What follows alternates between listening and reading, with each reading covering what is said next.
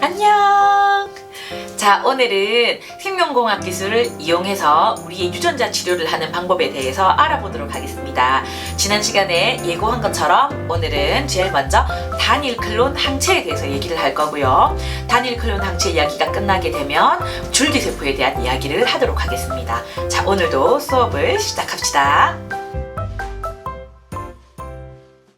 첫 번째는 단일 클론 항체에 대해서 얘기를 하도록 하겠습니다. 자, 단일 클론 항체 이야기를 하면 우리는 먼저 면역에 있던 부분의 내용을 여러분이 좀 확인 더 해보시면 되겠습니다. 자, 우리는 항체 하면 뭐가 떠오릅니까? 항체는 일단 외부에서 들어온 나의 원수를 뭐라고 했습니까? 항원, 맞죠? 외부에서 들어온 바이러스나 이 물질들 내 몸에서 받아들이는 나의 원수들, 걔들을 항원이라고 한다고 했습니다. 그 항원이 어떻든지 간에 내 몸에서는 반응하는 내 몸의 군사를 만들어내겠죠. 이 군사를 뭐라 한다고? 내 몸에서 만들어낸다고? 항체. 그래서 항원에 대해서 내 몸이 만들어내는 내 몸의 군사, 그것을 항체라고 이야기를 합니다. 근데 항체는 처음부터 만들어져 있을 수가 없겠죠. 왜? 항원이 들어와야 구조가 특별히 맞추어져서 항체가 만들어지는 거다 보니까 처음부터 만들어져 있는 것은 의미가 없고, 항원이 들어오면 그 항원의 구조에 맞추어서 항체가 생성되는 것이죠. 그런데 항원을 보게 되면 얘를 항원이라고 보겠습니다. 항체가 얘를 인식하려고 하면 어디를 인식하냐 봤더니 항원 표면에 있는 항원 결정기라고 하는 것으로부터 인식을 합니다. 그런데 항원이 하나잖아요. 우리가 옛날에 들어봤던 얘기는 하나의 항체는 하나의 항원하고 결합한다, 이렇게 말을 했는데 우리가 일단 처음에 배울 적에는 이 말이 맞습니다. 왜냐하면 항원이 들어오면 이 항원에 대해서 구조가 맞는 항체를 만드는 거니까 하나의 항원은 항원의 항체하고 결합한다는 말이 맞습니다. 하지만 이제 우리는 조금 수준을 업시킨다면 이 말은 정확히 좀 틀렸습니다. 왜냐하면요, 하나의 항원에는 표면에 항원 결정기라고 하는 게 다양한 종류가 있습니다. 맞죠? 동그라미 모양을 가진 애도 있을 수 있고요. 그 다음에 세모 모양을 가진 애도 있을 수 있고요. 또 그 다음에 네모 모양을 가진 애도 있을 수 있고요. 선생님은 지금 여기에 세 가지를 표현했지만 세 가지 말고 엄청 다양한 종류의 항원 결정기가 있을 수 있죠. 그래서 정확히 말하면 한 가지 항원에 대해서 항체가 결합하는 게 아니라 한 가지의 항원 결정기에 대해서 항체가 결합하는 게 맞는 겁니다. 이해가 되시죠? 그래서 항원 결정기가 어떤 것인지 보고 항체를 만들어내는 것이거든요. 자, 그런데 그렇다면 한 가지 항원에 대해서는 다양한 항체가 생성될 수 있는 거죠. 왜? 항원 결정기가 각각 다르니까 이에 맞는 항체를 다양하게 생성해내니까요. 나는 그 중에서 특별히 한 가지 항원 결정기에 대해서만 항체를 만들어내고 싶어요. 그게 바로 단일 클론 항체가 되겠습니다. 단일이란 말이 바로 여러 가지 항원 결정기 중에서 한 가지 단일, 클론은 뭡니까? 복제물이잖아요. 그러면 한 가지 항원 결정기에 대한 항체를 여러 개 만들어내겠다. 이게 바로 단일 클론 항체가 되겠습니다. 이해가 되시죠? 자, 그런데 단일 클론 항체를 만들어내고 싶은데 문제가 있습니다. 왜? 항체를 만들어내는 B림프구는 수명이 너무 짧거든요. 수명이 너무 짧아가지고 얘가 이거를 만들어내기까지 시간도 짧고 또 심지어는 만들어내도 지속력도 짧습니다. 나는 단일 클론 항체를 가지고 질병 치료에 쓰고 싶고 또 그리고 암 진단도 하고 싶고 막 이러고 싶은데 수명이 너무 짧으면 안 되잖아요. 그러면 어떻게 할까? B림프구가 항체를 만들어낸다는 것, 그리고 또 좀 더 수명이 좀 긴 세포, 즉 이 두 세포를 융합하면 항체도 만들어내고 수명도 긴 이런 애를 만들어낼 수 있지 않을까? 이 생각이 난 거야. 그러고 보면 방금 말한 내용이 우리 앞에서 배웠던 생명공학 기술 중에서 뭐하고 동일합니까? 세포 융합. 그렇죠. 이 세포와 이 세포의 장점을 가진 세포를 만들어내는 그 얘가 바로 단일 클론 항체가 되겠습니다. 그러면 항체를 만들어내는 B림프구를 얻어볼까요? B림프구, B세포 같이 보시면 되겠습니다. B림프구, B세포. 자, B림프구는 우리도 알다시피 항체를 생성합니다. 자, 이 항원에 대해서 다양한 종류의 항원 결정기가 있지만 이 중에서 특별히 내가 원하는 항체를 생성하고 싶습니다. 알겠죠? 자, 그러면 B림프구와 그러면 얘도 누굽니까? 세포입니다. 세포. 자, 그 다음 영구적으로 분열하는 세포, 바로 암세포가 있죠. 암세포는 계속적으로 분열합니다. 특별히 옆에 있는 세포와 경계가 지면 다른 세포들은 분열하지 않는데 이 세포는 경계를 넘어서서 계속 무한정 증식으로 분열하는 이 세포를 암세포라고 얘기를 합니다. 그런데 우리는 항체와 같은 유용한 물질을 이렇게 많이 얻고 싶거든요. 그러면 암세포의 이 특성을 이용하는 겁니다. 알겠죠? 그러면 뭐야? 이 암세포에 B림프구 성분을 넣어서 B림프구가 계속 무한정으로 증식하게 되면 우리가 원하는 항체를 많이 얻을 수 있지 않겠습니까? 자, 그래서 암세포는 무한정 증식. 자, 여기도 세포입니다. 세포와 세포를 융합시키는 방법. 그래서 단일 클론 항체는 바로 세포 융합의 예입니다.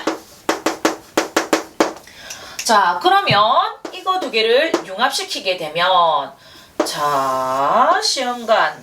자, 이 시험관에서 B림프구는 선생님이 빨간색으로 표시하는 세포, 그리고 얘는 파란색으로 표시하는 세포, 이렇게 보겠습니다. 그러면 여기 시험관 안에서 두 세포를 융합시킬 겁니다. 그러면 100%가 다 융합이 될까요? 안 됩니다. 맞죠? 거기서 되는 애도 있고 안 되는 애도 있고 뭐 이렇겠죠. 그래서 다양한 종류의 세포, 뭐 빨간 세포, 파란 세포 있기도 하겠지만 우리가 원하는 것은 빨간 거 반, 파란 거 반. 여러분 확인되겠습니까? 자, 이런 세포를 나는 찾을 겁니다. 자, 이렇게 된 애를 바로 뭐라 한다? 융합세포. 하이브리도마라는 말을 전공책에서는 쓰고 있습니다. 그건 특정한 뭐 암세포와 그거에 대한 예이긴 하지만 어쨌든 융합세포, 이 융합세포를 만들어 냈습니다. 자, 그런데 사실은 이 배지 안에서 다양하게 만들어진 융합세포 중에서 내가 원하는 애, 융합이 잘 된 애를 찾아야 되지 않겠습니까? 자, 그래서 여기에 파란 거, 그 다음에 빨간 거, 그 다음에 융합된 애, 이렇게 융합된 애, 내가 원하는 얘를 선별해냅니다. 선별이란 말은 골라낸다는 얘기죠. 이 세포를 골라내서 이 애가 무한정 증식할 수 있게 만들면 되겠죠.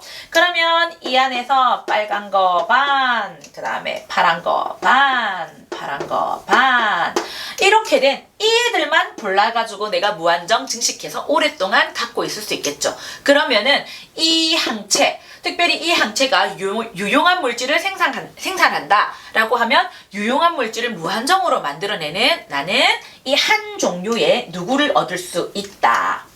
단일 클론 항체를 얻을 수 있다. 알겠죠? 그러면 이것은 우리가 거의 매우 오래 반영구적으로 갖고 있으면서 유용한 물질을 생산하거나 진단하는 데 쓸 수 있는 애입니다. 이게 바로 단일 클론 항체입니다. 안 어렵죠? 단일 클론 항체는 세포 융합인데 이 세포와 이 세포의 장점을 가진 것이다.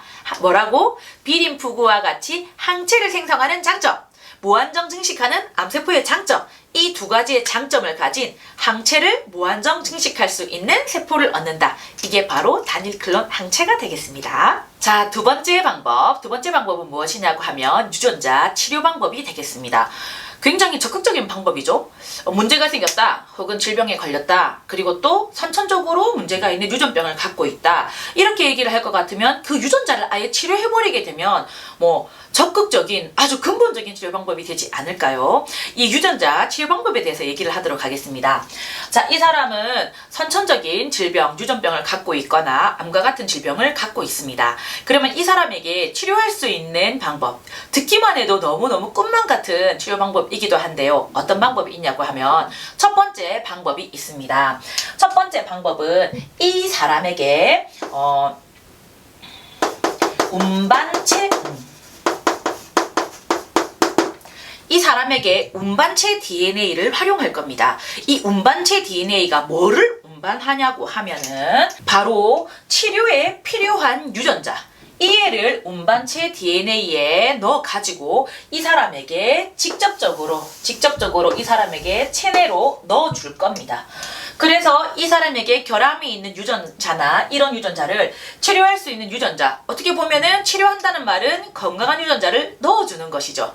그래서 이 운반체 DNA가 이 건강한 유전자를 갖고 가게 되면 이 사람의 몸에 그 유전자와 결함이 있는 유전자가 대치되면서, 대체라고 말을 하는 게 맞겠죠. 대체되면서 건강한 유전자로 바뀔 수 있는 방법, 이 방법이 있습니다. 이것은 체내에 직접적으로 주입하는 방법으로 체내 유전자 치료라고 이야기를 합니다. 자, 이런 방법이 있지만 체내 유전자 치료는 바로 직접적으로 DNA를 주입하는 것이지만 DNA를 주입하기 어렵다. 이렇게 하는 경우는 어떤 경우도 있냐? 오히려 바깥에서 얘를 치료해가지고 넣어가지고 하는 경우도 있습니다. 그런 경우는 어떤 경우가 있냐? 우리 사람에게서 면역물질을 만들어내는 곳은 전부 다 골수입니다. 골수를 채취해서 이 사람에게 이 사람을 치료할 수 있는 유용한 단백질을 만들어내는 유전자를 넣는 겁니다. 자, 여기에도 운반체 DNA가 사용되는데 이때 필요한 것은 얘는 치료에 필요한 유전자를 넣는 거였잖아요. 그러니까 건강한 유전자를 넣는 거였잖아요. 얘는 건강한 유전자를 넣는 것보다는 건강한 물질을 만들어내는 유전자를 넣는 겁니다. 여기는. 그래서 여기는 자, 유용한 단백질, 치료를 할 수 있는 이 유용한 단백질을 만들어내는 유전자, 그 유전자를 넣는 겁니다. 그러면 골수에서 만들어낼 적에 유용한 단백질을 만들어낼 수 있겠죠. 그래서 얘를 얘한테 다시 넣어주는 거야. 다시 넣어주게 되면 이 아이 몸에서는 이 골수로부터는 유용한 단백질을 만들어낼 수 있겠죠. 그러면 이 유용한 단백질이 암세포나 아니면은 유전적으로 문제가 있는 세포들을 공격해서 건강한 상태로 만드는 것, 그것이 되겠습니다. 얘는 바깥에 갖고 나와서 이렇게 조작해가지고 넣는 것이기 때문에 체외 유전자 치료라고 이야기를 합니다. 그래서 체내 유전자 치료는 유전자를 대체하는 것, 그리고 체외는 유용한 단백질을 만들어내는 유전자를 넣는 것, 이 두 가지 방법이 있습니다. 이렇게 하면 유전병, 그 다음에 암과 같은 질병들을 치료할 수 있습니다. 자, 생명공학 기술 마지막 방법이 되겠습니다. 바로 줄기세포입니다. 스템셀 이렇게 얘기를 하죠. 화장품이나 이런 데서 스템셀 이야기를 많이 하는데 줄기세포 바로 얘도 듣기만 해도 와, 이게 가능하다고 하는 정도의 이야기가 되겠습니다. 줄기세포는 뭐냐고 하면 식물은 줄기로부터 이렇게 또 가는 줄기가 나오고 가는 줄기에서 잎이 나오고 잎으로부터 열매가 나오는 거죠. 그러면 이 줄기는 모든 것으로 이렇게 분화가 가능한 중심세포를 말하는 거 아닙니까? 그래서 얘는 모든 것으로 발전 가능성이 있는 세포가 되겠습니다. 그러니까 우리 사람으로 치면 발생 초기에 아직까지 얘가 팔이 될 거다, 다리가 될 거다 정해지지 않았을 적에 그 줄기세포, 이 줄기세포가 결국 나중에는 유전자의 그 지시나 이런 것들 때문에 너는 어디가 돼 이렇게 되면서 자리를 잡히고 이게 재배열되면서 우리 사람의 모양이 갖춰지는 거잖아요. 근데 줄기세포는 모든 것으로 분화할 수 있는 세포를 말하는 겁니다. 자, 지금 우리에게 알려진 세포는 세 가지 세포입니다. 일단 두 가지가 가장 많이 알려져 있죠. 자, 1번 배아줄기 세포는 여러분이 많이 들어봤을 겁니다. 배아줄기 세포는 뭐냐? 진짜 정자와 난자가 만난 겁니다. 정자와 난자가 만나서 수정란이 되었죠. 이 수정란이 착상을 해서 발생을 하는 과정에서 아직까지 분화가 정해지지 않았을 때의 그 세포, 뇌세포괴 혹은 뇌세포 덩어리 상태, 이 상태는 아직 얘의 운명이 결정되지 않았습니다.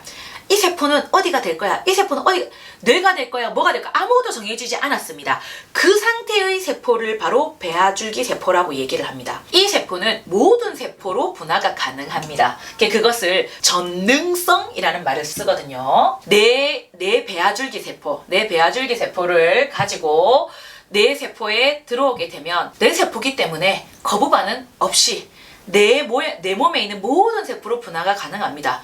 그 중에서 거부 반응 없이 심장세포를 우리는 배양해서 키우면 나한테 딱 들어오는 애가 되겠죠. 그리고 이 배아줄기 세포는 아직까지 가능성이 있는 세포가 되지 않습니까? 그렇기 때문에 배아줄기 세포도 굉장히 수도 많이 만들어지고요. 좋습니다. 그런데 문제가 있죠. 왜요?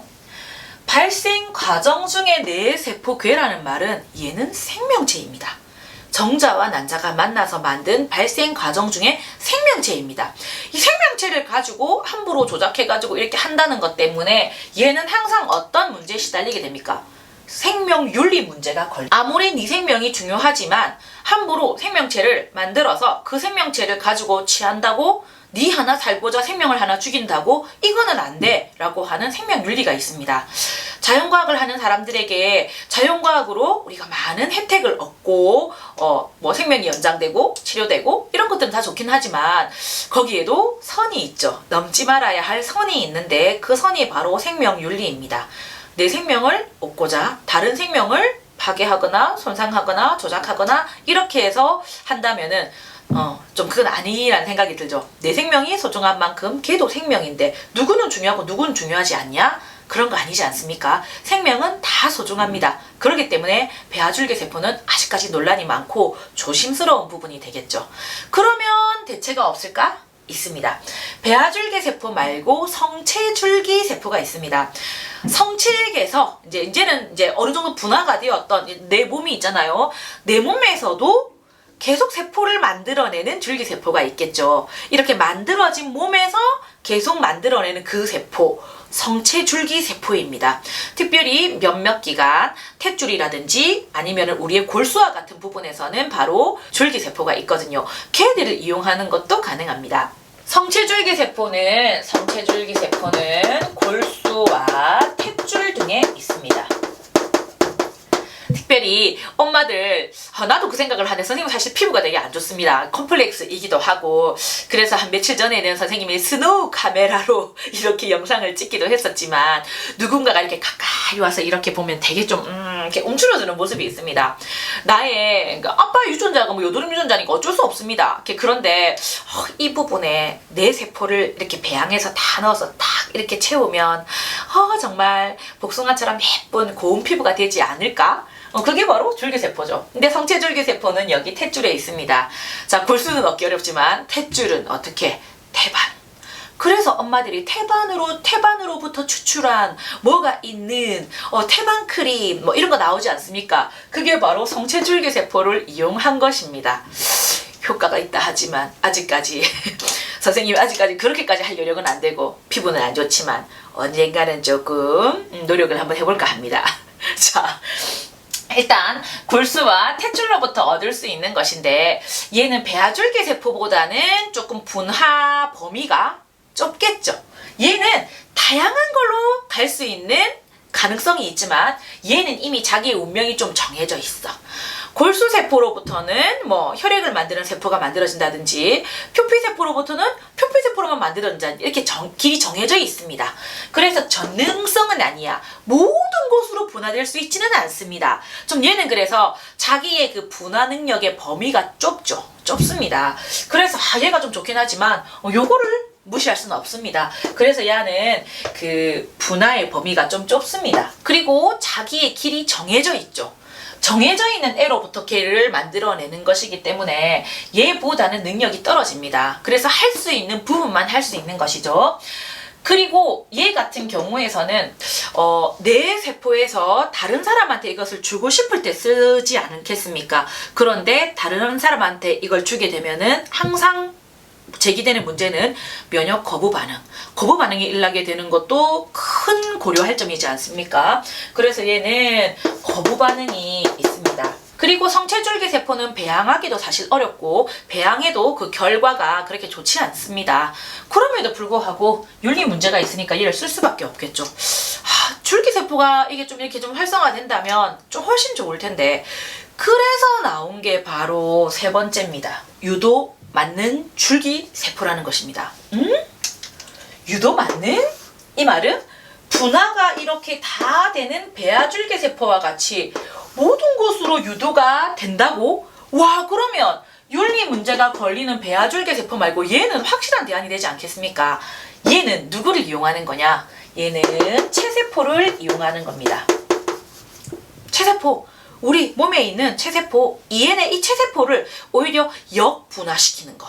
그래서 체세포를 역분화시키게 되면 체세포는 우리의 모든 유전 정보를 다 가지고 있는 세포 아닙니까? 쾌를 분화시켜서 배아줄기세포처럼 쓰겠다라고 하는 이야기가 나왔고, 일본에서 나왔고, 지금 현재는 미국이 주도하고 있다고는 하지만 일단 이 만능줄기세포에 우리가 지금 생명공학 기술에 대한 미래를 걸어봐도 되지 않을까 하는 생각이 듭니다. 얘는 체세포기 때문에 윤리적인 문제가 없습니다. 그리고 모든 것으로 분화가 가능하기 때문에 좋지 않겠습니까? 그래서 줄기세포, 만능세포, 모든 것으로 분화할 수 있는 것은 바로 배아줄기세포지만 정해진 애들은 성체줄기세포. 하지만 체세포를 역분화시켜서 모든 것으로 가능하게 한 세포를 유도 만능줄기세포라고 하는데, 앞으로는 얘들에 대해서 조금 더 지켜보고 얘들에 대해서 여러분이 연구를 해주면 더더욱 좋겠습니다. 자, 생명공학 기술까지 이제 유전자에 대한 이야기는 마무리하려고 합니다. 자, 그동안 여러분 그 유전자 형질 발현부터 이렇게 생명공학 기술까지 이렇게 오게 되었는데 여러분의 학습에 많이 도움이 되었는지 모르겠습니다. 도움이 되었다면 당연히 여러분 아시죠? 이게 뭐죠? 좋아요 눌러주시고 계속 생가쌤과 함께 공부하기를 바랍니다. 자, 그러면 그 다음 내용은 뭘 할까? 그 다음은 바로 식물 분류, 동물 분류, 분류학에 대해서 하도록 하겠습니다. 실은 분류학은 상식, 사실은 유전자 생명공학 이런 것들은 그냥 우리가 쉽게 접할 수 있는 이야기지만 분류학에 대한 것은 너무나 당연한 것인데 우리가 너무 모르고, 그리고 또 교육과정에서는 3학년 2학기에 들어있다 보니까 특별히 친구들이 3학년 1학기까지 수시가 끝나고 2학기 내신이 포함되지 않다 보니까 친구들의 이렇게 집중이 떨어져 있는 부분에 단원이 있습니다. 중학교 때 살짝 들어봤는데 분류가 뒤에 있으니까 얘가 어디 속하지? 이런 것들에 대한 정보를 잘 모르게 되는데, 그래서 분류학에 대해서 하려고 합니다. 요즘에 분류학은 그렇게 인기가 있는 학문이 아니죠. 우리가 보통 알고 있는 채집해가지고 분류해서 이름을 명명하는 이런 일들을 보통 하고 있습니다. 그러다 보니까 지금 우리가 관심이 있는 생물학 분야가 아니다 보니까 좀 그렇긴 한데, 생물학에서 저는 중요한 부분이라고 생각합니다. 왜? 얘의 이름이 무엇이며 어디서 나왔느냐, 그리고 어떤 종류가 있는지를 알게 되는 거니까요. 그래서 이제 분류학에 대해서 할 테니까 여러분 여전히 관심 가져주시고 함께 공부하기 바랍니다.